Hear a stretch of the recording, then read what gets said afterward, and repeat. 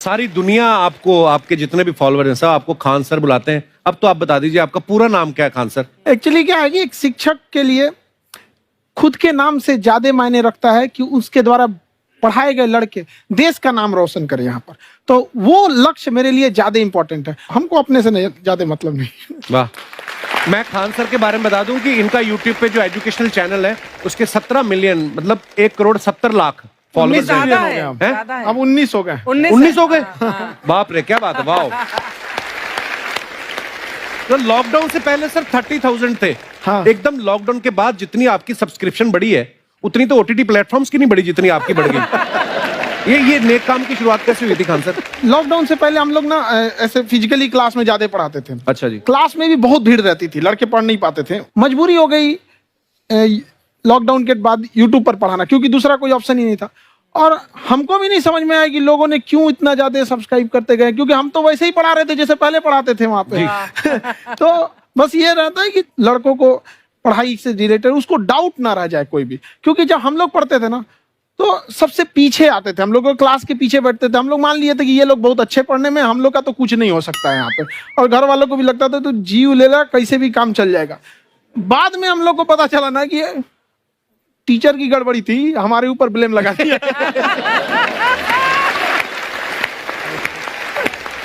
Sir आइए, बहुत बहुत स्वागत है आपका। वाकई एक्चुअली अगर पढ़ाने का तरीका इतना सरल हो, आसान हो, जैसे ना सर मुझे बचपन में ना मुझे हिस्ट्री का पढ़ने का बड़ा मजा आता था। बड़ा होके पता चला कि मेरा हिस्ट्री में तो था इंटरेस्ट, पर मुझे कहानियां पढ़ना अच्छा लगता था जी। आज मुझे थोड़ा लिखने का भी शौक है, एक आध कुछ शायद फ्यूचर में चल के आप वो भी कुछ ऐसा देखें। तो मतलब मुझे शौक है लिखने का। अब जाके समझ में आया कि वो क्यों अच्छा लगता था, उसमें कहानी होती थी। तो ये नहीं हमें पढ़ाया, हमें रट्टा मरवाते थे। तो ये जो आपका ये जो तरीका ये बहुत ही बढ़िया है। काश हमारे समय में भी ऐसा होता, यूट्यूब पे अच्छे अच्छे शिक्षक होते। हालांकि हमारे टीचर भी बहुत अच्छे थे। लेकिन इतने डिटेल में खान सर, मैंने आपके वीडियोस देखे हैं, मतलब जिस सब्जेक्ट को आप जानते भी ना हो और अगर लेक्चर देखें और सुने तो उसमें इतनी रुचि पैदा हो जाती है। बिकॉज हम सब टीचर्स के द्वारा ही पढ़ाए गए हैं और हमारे अच्छे टीचर्स भी रहे हैं, लेकिन जरूर आप में एक बहुत ही खास बात है कि आप हर सब्जेक्ट को बहुत इंटरेस्टिंग बना देते हैं। Thank you. इसमें क्या है ना, टैलेंट जो है ये टीचर्स को विजुअल ट्रेनिंग कैसे देनी है, जो बताया अभी कपिल जी ने। कहानी, मैं एक छोटा प्रश्न पूछता हूँ, असैसिनेशन की स्पेलिंग किसको मालूम है? लोग बिलीव नहीं करेंगे लेकिन मुझे मालूम है। असैसिनेशन की स्पेलिंग होती है भाई एस माने गधा, गधे के ऊपर एक और गधा, एक और एस, उसके ऊपर आई मतलब मैं पूरा, और मेरे ऊपर पूरा देश, नेशन। S I nation. तो ASSASSI मैं ये जितना विजुअल कर दें पढ़ाने को, जितना आसान कर दें। वो याद नहीं होता था रेडियो किसने बनाया, बोला रेडियो चल नहीं रहा, इसको मार थप्पड़ मार, कोनी मार, कोनी मार, कोनी मार, कोनी ने बनाया। याद हो गया, मार कोनी ने बनाया। जितना विजुअल कर दो। जैसे आपने कहा कि कैसे किसी चीज को इतना अच्छा समझा देते हैं, वो आधे घंटे के क्लास के लिए पीछे 1 हफ्ते का मेहनत होता है। मैं ये भी पूछने वाली थी कि कितनी मेहनत लगती है आपको।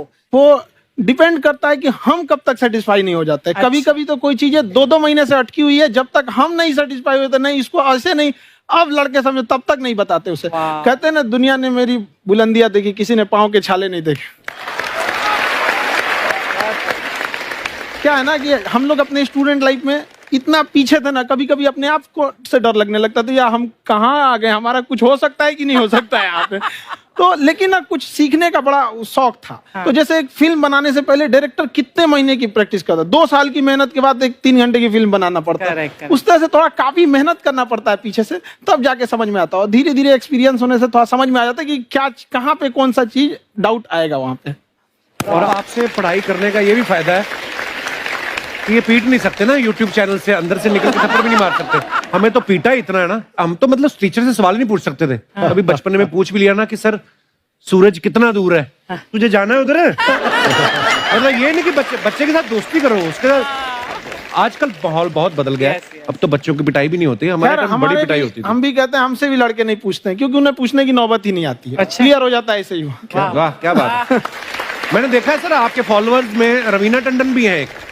तो जब आप आए, कितनी मुस्कुराहट आई खान साहब आपके। तो जब कभी आप कोई नया वीडियो डालते हैं तो आप उनको पर्सनली मैसेज करते हैं कि किसी चीज पे डाउट हो तो कॉल मी एनी टाइम, ऐसा कर सकते हैं आप। अच्छा, विवेक सर के बारे में हमने सुना है कि किसी को बिजनेस रिलेटेड प्रॉब्लम हो तो ये 5 सेकंड के अंदर जवाब दे देते हैं। जब भाभी जी आपको तैयार होने के बाद पूछती मैं कैसी लग रही हूँ, 5 सेकंड में जवाब दे पाते हैं आप?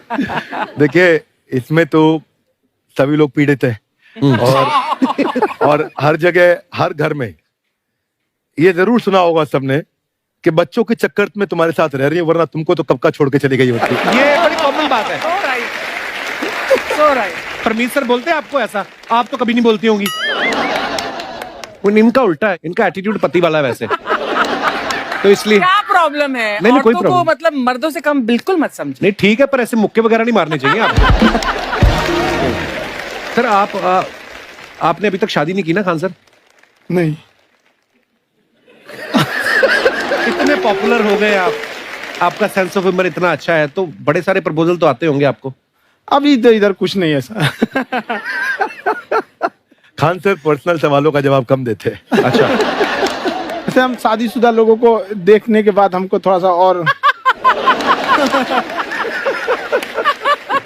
अच्छा, कई बार ना इंसान ज्यादा मोटिवेशनल स्पीकर्स को सुन लेना तब भी कंफ्यूज हो जाता है। कोई कहता है बड़े सपने देखो, गाड़ी लो, बैंक बैलेंस बनाओ।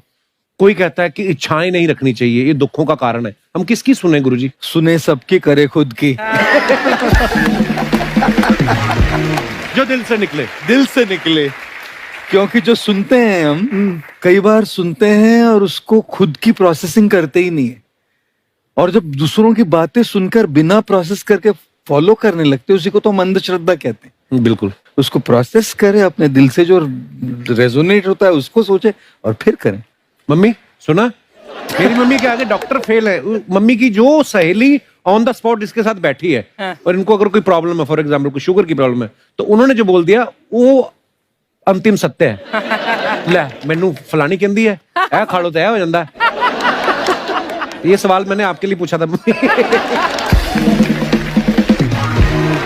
आई wanted to ask Khan sir कि आपका एक एपिसोड था ट्रेन के बारे में, कि ट्रेन में ऐसा क्यों होता है, शुरुआत में ऐसा हुआ था, ये यहाँ पर बोगी के लिए ये कनेक्शन, तो ये सोर्स क्या होते हैं आपके, कहाँ आपसे से ढूंढ सुन के लेंगी, लाते उसके हैं? बाद खुद का चैनल शुरू करेंगी। कुछ चीजें तो ऐसे डायरेक्टली मिल सकती हैं, हाँ। और नहीं तो वहाँ ऑन द स्पॉट जाके वहाँ पे पूछ लेते, जो वर्कर होते हैं ना, उन लोग को ज्यादा आइडिया रहता है उन लोग से, वो पूछ लेते हैं कि ये कैसे काम करता है, तो वो ज्यादा कोशिश करते हैं कि हम किसी चीज को खुद से अगर जाने रहेंगे तो ज्यादा अच्छे से डिलीवर कर सकते हैं। तो कई बार वहाँ यार्ड वगैरह में भी चले जाते हैं पता करने के लिए। लेकिन बहुत इंटरेस्टिंग था। हवाई जहाज पर भी बनाइए। आप कहती हैं तो एक उस पर भी बना ही देंगे। बहुत शुक्रिया जी। अच्छा सर, कई बार ना माँ बाप भी, जो मैं ये कहूंगा कि उनकी गलती होती है कि अगर बच्चा आपका 4-5 साल का है, आप शुरू से उसके मन में डालना शुरू कर देते हो कि ये तो इंजीनियर बनेगा। हो सकता है बाप इंजीनियर हो, वो चाहता है कि जरूरी तो नहीं है। अब मेरे पिताजी पुलिस में थे जी, मेरे मामा सब आर्मी में थे, मैं अकेला इस फील्ड में निकला है, मुझे ये चीज अट्रैक्ट करती थी। ये कहाँ तक सही है सर? जी, मेरे हिसाब से तो बच्चों पे कभी प्रेशर नहीं डालना चाहिए, लेकिन साथ ही साथ हमको ये भी देखना चाहिए कि जैसे एल्बर्ट आइंस्टाइन ने एक बहुत अच्छी बात बताई थी, अगर एक खरगोश हो, एक बंदर हो, एक हिरन हो, एक शेर हो और एक मछली हो, उन सब को आप एक कतार में खड़ा कर दीजिए और उन सब के लिए एक ही टेस्ट हो कि आप पेड़ पे सब लोग कैसे चढ़ पाए। बहुत खूब। ओके, अब सबको एक टेस्ट कैसे दिया जाए? मछली तो आत्महत्या कर लेगी सोच के कि मैं तो कोई पास ही नहीं होंगी, ये मछली कैसे पेड़ पे चढ़ेगी? राइट। लेकिन कई बार ऐसे हो गया ना कि एजुकेशन सिस्टम ऐसी बनी है कि बस ग्रेड्स हो गए, सब्जेक्ट्स पढ़ने हैं, Right. जो भी किया है, और वो भी जरूरी है, लेकिन वो करते करते बच्चों की जो इंटरेस्ट है, बच्चों की जो पैशन है, उसमें उनको एंकरेज करना बहुत ज्यादा जरूरी है। एक पिताजी एक बार अपने बेटे को ऐसा चाटा मारे जोर से, तो पड़ोसी ने पूछा क्यों मार रहे जी? बोला कल रिजल्ट है इसका। कल रिजल्ट? तो बोले रिजल्ट कल है ना साहब, तो आज क्यों मारने? कल बाहर गाँव जा रहा हूँ, कल का काम आज निपट के करता हूं।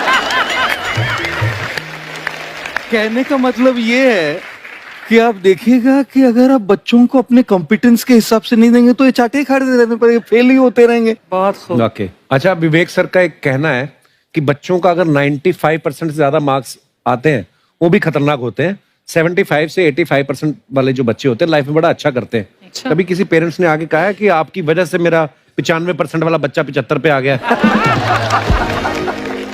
नहीं, बेसिकली 95%, देखिए स्कूल में जो पढ़ाई हो रही है, जो बताया, वो classroom based conceptual theoretical approach है। और उसमें बच्चे को क्या चाहिए, एक कॉन्सेप्ट होता है कि जिस सब्जेक्ट में 10 में से 3 आ रहे हैं उस पर फोकस करने की जगह वहां फोकस करो जिसमें 10 में से 7 आ रहे हैं, ताकि उसका सुपर स्पेशलिस्ट बने। पर वहां सब कुछ पोर किया जा रहा है। तो 95% के चक्कर में, 98% के चक्कर में अपनी ओवरऑल डेवलपमेंट कर नहीं पाता है।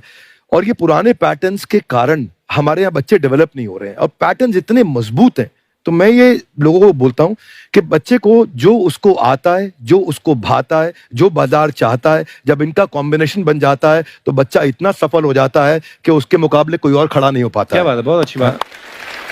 मैं देखो, ये पुराने बिलीफ तोड़ने जरूरी हैं। आप जानते हैं गाय